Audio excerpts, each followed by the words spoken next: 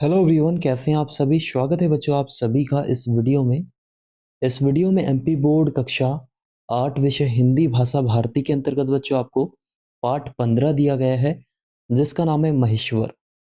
इस वीडियो में इस पाठ के सभी अभ्यास प्रश्नों के उत्तर आपको बताए जाएंगे, तो वीडियो को लास्ट तक जरूर देखते रहिएगा। देखिए बच्चों, ये पाठ आपको स्कूल में जरूर पढ़ाया गया होगा। आप इसके अभ्यास प्रश्नों के उत्तर लिखना चाहते होगे तो इस वीडियो से फुल हेल्प आपको मिलने वाली है। तो चलिए शुरू करते हैं इस वीडियो को। और इससे पहले के जितने भी आपके पार्ट हैं सभी का सॉल्यूशन चैनल पर अपलोड कर दिया गया है, जाकर आप देख सकते हैं। प्लेलिस्ट जो है बनी हुई है। तो चलिए शुरू कर लेते हैं।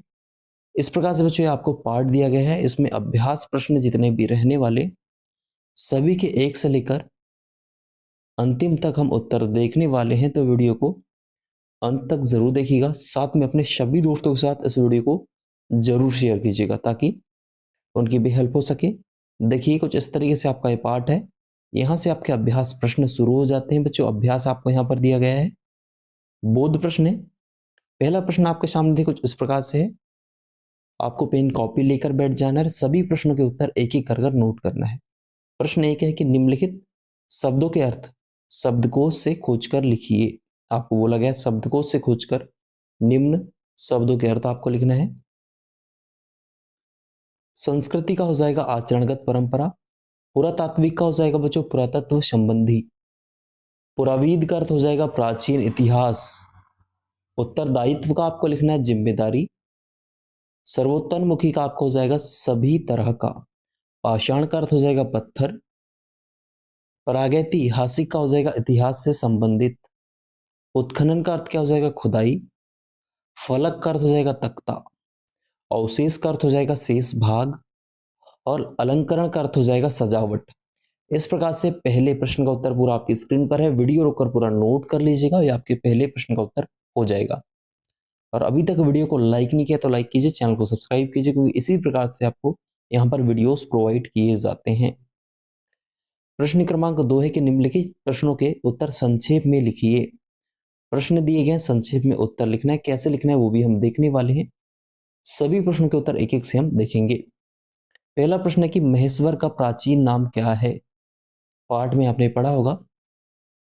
उत्तर हो जाएगा बच्चों महेश्वर का प्राचीन नाम माहेश्वरी अथवा माहिस्मती है। ये आपके पहले प्रश्न का उत्तर हो जाएगा। वीडियो रुककर पूरा नोट कर लीजिएगा। ये आपका उत्तर है। ऐसे ही बच्चों सभी प्रश्नों के उत्तर सुंदर और स्पष्ट राइटिंग के साथ हम देखेंगे। दूसरा, महेश्वर मध्य प्रदेश के किस जिले में स्थित है, ये आपको बताना है। तो क्या हो जाएगा उत्तर हो जाएगा आपका, देखिए कुछ इस प्रकार से। महेश्वर मध्य प्रदेश के इंदौर जिले में स्थित है। यह इंदौर से लगभग 105 किलोमीटर दूर है। यह आपके दूसरे प्रश्न का उत्तर है, इसको भी नोट करना है। तीसरा प्रश्न बच्चों की महेश्वर की खुदाई में किस प्रकार की वस्तुएं प्राप्त हुई है। किस प्रकार की वस्तुएं प्राप्त हुई है। उत्तर हो जाएगा महेश्वर की खुदाई में पुरातात्विक महत्व की अनेक वस्तुएं और अवशेष प्राप्त हुए हैं। यह आपके तीसरे प्रश्न का उत्तर है, इसको भी नोट कर लीजिएगा। चौथा प्रश्न बच्चों की है साम्राज्य की स्थापना किसने की थी। ये आपको बताना है किसने की थी। है साम्राज्य की स्थापना। उत्तर हो जाएगा बच्चों है साम्राज्य की स्थापना कीर्तिवीर सहस्त्रार्जुन ने की थी। ये आपके चौथे प्रश्न का उत्तर हो जाएगा, इसको भी नोट करना है। अगला, नर्मदा के तट पर किला और शिव मंदिर किसने बनवाया था। उत्तर हो जाएगा नर्मदा के तट पर किला और शिव का मंदिर महारानी अहिल्याबाई ने बनवाया था।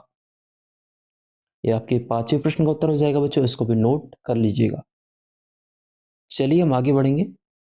इसके बाद देखिए आपका तीसरा प्रश्न आपके सामने, जिसमें निम्नलिखित प्रश्न के उत्तर विस्तार से लिखिए। आपको बोला गया विस्तार से लिखना है, मतलब आपको वर्णन करना है इन प्रश्नों के उत्तर को। ये इन प्रश्नों के उत्तर थोड़े लंबे आपके रहने वाले हैं। कैसे लिखना है चलिए देख लेते हैं। आपके यहाँ पर चार प्रश्न है। पहला, सहस्त्र अर्जुन के वध का क्या कारण था, बताना है आपको। उत्तर हो जाएगा महेश्वर नगर को सूर्यवंशी राजा मांधाता ने बसाया था।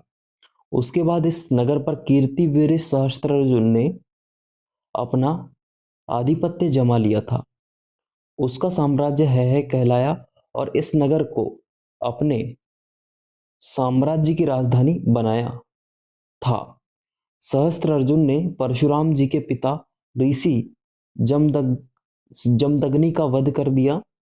इसका बदला लेने के लिए भगवान परशुराम ने सहस्त्रार्जुन का अन्न कर दिया। इसके बाद यह स्थान इतिहास के गर्त में खो गया। इस तरीके से वध हुआ था। यह आपके पहले प्रश्न का उत्तर हो जाएगा, नोट कर लीजिएगा। दूसरा, महारानी अहिल्याबाई के किन किन कार्यों से महेश्वर प्रसिद्ध हुआ? महारानी अहिल्याबाई ने ऐसे कौन कौन से कार्य किए थे जिनसे महेश्वर प्रसिद्ध हुआ? उत्तर हो जाएगा, इंदौर की महारानी अहिल्याबाई ने महेश्वर को एक बार फिर से प्रसिद्धि प्रदान की। उन्हें यह स्थान बहुत ही प्रिय था। उन्होंने इस स्थान पर नर्मदा के तट पर एक किला और भगवान शिव का एक विशाल मंदिर बनवाया। यहाँ स्थित पवित्र शिवलिंग महेश्वर के नाम से प्रसिद्ध है। मंदिर में महारानी अहिल्याबाई द्वारा प्रज्वलित अखंड दीप में यहाँ आने वाला प्रत्येक दर्शनार्थी घी डालकर स्वयं को धन्य समझता है। महेश्वर धार्मिक, पौराणिक, पुरातात्विक, सांस्कृतिक और ऐतिहासिक संपदा से संपन्न है। महारानी अहिल्याबाई ने मराठों के शासनकाल में यहाँ सुंदर घाटों, मंदिरों, कार्यशालाओं तथा भवनों का निर्माण करवाया। इस काल में महेश्वर का सर्वोत्तोन्मुखी विकास हुआ। यह नगर रेशमी साड़ियों के निर्माण के लिए भी प्रसिद्ध है। ऐसे आपको पूरा लिख देना है। आपके दूसरे प्रश्न का उत्तर हो जाएगा बच्चों, इसको भी नोट कर लीजिएगा। तीसरा प्रश्न आपके सामने कि महारानी अहिल्याबाई को लोक माता के रूप में क्यों याद किया जाता है? क्यों याद किया जाता है? उत्तर हो जाएगा, महारानी अहिल्याबाई ने महेश्वर नगर का सर्वोत्तोन्मुखी विकास कराया। उन्होंने इसे प्रसिद्धि प्रदान करने के लिए महान से महान कार्य किए। नर्मदा के तटों पर सुंदर घाटों का और मंदिरों का निर्माण कराया। यहाँ का किला और शिव मंदिर बहुत ही विशाल है। इस मंदिर में दीप ज्योति निरंकार जलती रहती है। इस दीप को महारानी अहिल्याबाई ने स्वयं प्रज्वलित किया था। यहाँ पर देव दर्शन के लिए आने वाला प्रत्येक दर्शनार्थी परम शांति का अनुभव करता है। लोग प्रयाग व शाम पवित्र जल वाली रेश नर्मदा में स्नान करके नर नारी आरती की मधुर ध्वनि ओम नमः शिवाय के मंत्र में डूब से जाते हैं। यहाँ का वातावरण पवित्र है। यह प्राकृतिक सौंदर्य से भरा है एवं मनोहारी है। इस सबके लिए वे महारानी अहिल्याबाई के ऋणी हैं, इसलिए लोग उन्हें लोक माता के रूप में मानते हैं। ऐसे आपको नोट कर लेना आपके तीसरे प्रश्न का उत्तर। यह हो जाएगा बच्चों, नोट कर लीजिएगा। चौथा प्रश्न है बच्चों की पाषाणकालीन सभ्यता के लोग अपना जीवन किस प्रकार व्यतीत करते थे, यह आपको बताना है। उत्तर हो जाएगा बच्चों की नर्मदा नदी की घाटी में पाषाणकालीन सभ्यता के पत्थर से निर्मित औजार मिले हैं। प्रागैतिहासिक काल से पूरा अवशेषों से पता चलता है कि उस समय यहाँ के जो लोग हैं वो घास फूस के झोपड़ों में या पेड़ों पर बने घरों में रहते थे। उस समय की पाई गई वस्तुओं में लाल और काले रंग की मिट्टी के बर्तन और घड़ों के टुकड़े प्रमुख है। संभवतः वे अपनी सुरक्षा की दृष्टि से पेड़ों पर या फिर ऊंची जमीन पर अपने घर बनाते थे। यह भी सत्य कि पाषाण काल के लोग नदियों, तालाबों आदि के किनारे ही बसते रहे हैं, क्योंकि इन स्थान पर उनकी आवश्यकता की सारी वस्तुएं आसानी से प्राप्त हो जाती थी। यह आपके चौथे प्रश्न का उत्तर हो जाएगा, इसको नोट कर लीजिएगा। चलिए बच्चों आगे हम बढ़ेंगे। आपका तीसरा प्रश्न देखिए यहाँ पर है कि रिक्त स्थानों की पूर्ति उचित शब्दों द्वारा कीजिए। शब्द है नर्मदा, रेशम, पुरातात्विक, महेश्वर। 4 खालिस्तान है, इनमें आपको भरना है। पहला, महेश्वर की खुदाई में पुरातात्विक लिख देना है। यहाँ पर महत्व की वस्तुएं प्राप्त हुई है। दूसरा, महारानी अहिल्याबाई ने महेश्वर में किला और शिव मंदिर बनवाया था। तीसरा, महेश्वर की बनी रेशम की साड़ियां प्रसिद्ध है। चौथा, महेश्वर नर्मदा नदी के किनारे बसा है। ऐसे आपको तीसरे प्रश्न का उत्तर पूरा नोट कर लेना है, ये आपका उत्तर हो जाएगा।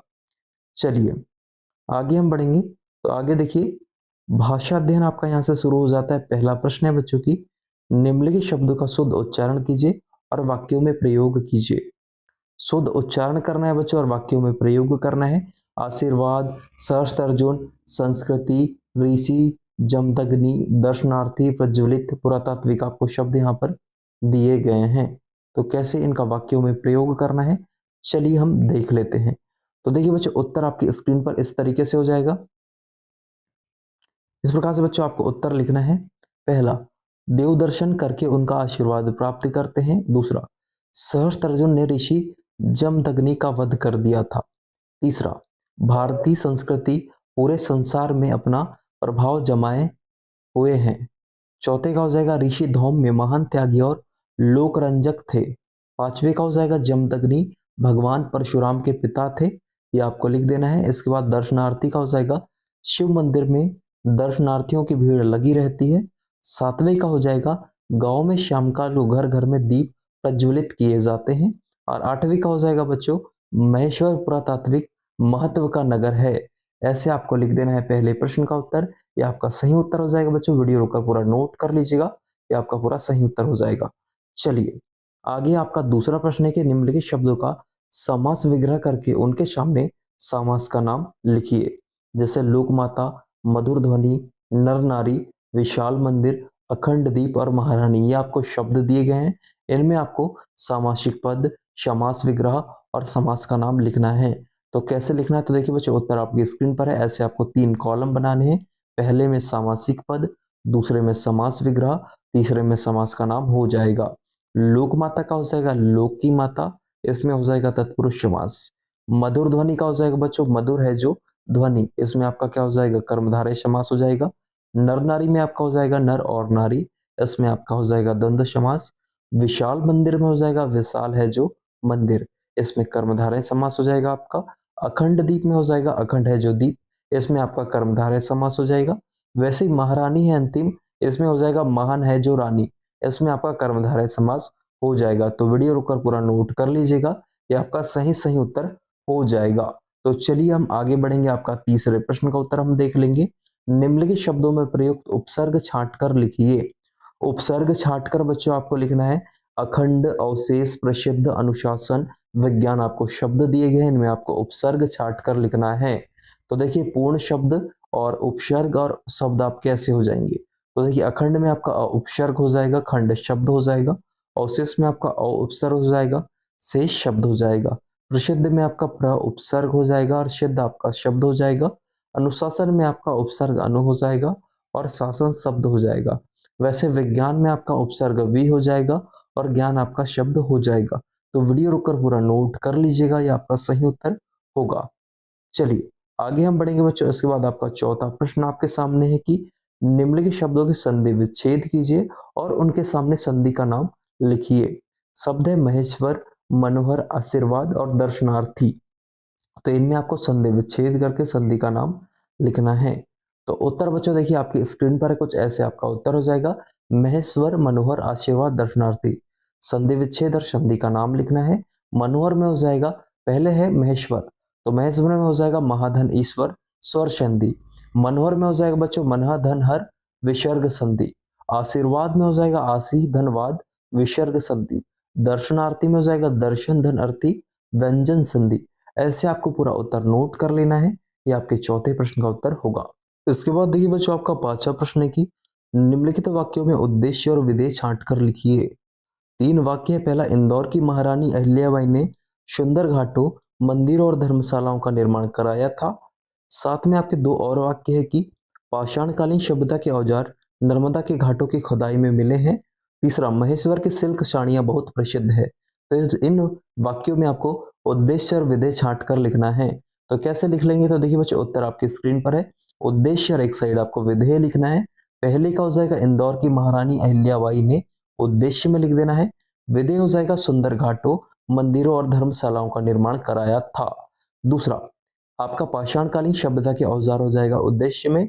विधेय में लिखना है नर्मदा के घाटों की खुदाई में मिले हैं, ऐसे आपको लिखना है। तीसरा, महेश्वर की सिल्क साड़ियां आ जाएगा उद्देश्य में, और विधेय में आपका हो जाएगा बहुत प्रसिद्ध है। तो ऐसे आपको 5वें प्रश्न का उत्तर पूरा निकला है, ये आपका सही सही उत्तर हो जाएगा बच्चों, नोट कर लीजिएगा। देखिए इसके बाद 6वां प्रश्न आपके सामने है बच्चों की सही जोड़ी बनाइए। वाक्यांश और शब्द आपको दिए गए हैं और यहाँ आपको सही जोड़ी बनानी है। तो प्राचीन काल से संबंधित को आपको मिलाना है पुरातात्विक से, धर्म से संबंधित को आपको मिलाना है धार्मिक से, संस्कृति से संबंधित आपको मिलाना है सांस्कृतिक से, इतिहास से संबंधित हो जाएगा आपका ऐतिहासिक, और पुराणों से संबंधित आपका हो जाएगा पौराणिक। तो वैसे ही वीडियो रोककर पूरा उत्तर आपको नोट कर लेना है, आपका सही उत्तर हो जाएगा, सही जोड़ी हो जाएगी। देखिए बच्चों, 7वां प्रश्न है कि जिसमें प्रधानाध्यापक को एक पत्र लिखिए जिसमें महेश्वर दर्शनीय स्थल पर भ्रमण दल ले जाने का अनुरोध कीजिए, आपको बोला गया। इसमें 7वें प्रश्न में आपको क्या करना है, अपने प्राचार्य को एक पत्र लिखना जिसमें उनसे आप सभी स्कूल के बच्चों को महेश्वर दर्शनीय स्थल पर ले जाने के लिए आपको अनुरोध पत्र लिखना है। तो कैसे लिखना है बच्चों, तो देखिए बच्चों, पूरा उत्तर आपकी स्क्रीन पर है। कुछ इस तरीके से आपको पत्र लिखना है, ये आपका पूरा उत्तर हो जाएगा। वीडियो रोककर पूरा आप इसका उत्तर लिख लीजिएगा, या आपको इस तरीके से महेश्वर दर्शनीय स्थल पर भ्रमण पर जाने के लिए अनुरोध पत्र अपने प्राचार्य को लिखना है, यह आपका सही सही उत्तर हो जाएगा। तो इस तरीके से बच्चों इस वीडियो में हमने इस पार्ट के सभी प्रश्नों के उत्तर हल किए हैं। तो उम्मीद है ये वीडियो आपको जरूर पसंद आया होगा। वीडियो अगर अच्छा लगा तो वीडियो को लाइक जरूर कीजिएगा, अपने सभी दोस्तों के साथ वीडियो को शेयर जरूर कीजिएगा। मिलते हैं नेक्स्ट वीडियो में, जब तक के लिए जय हिंद, वंदे मातरम।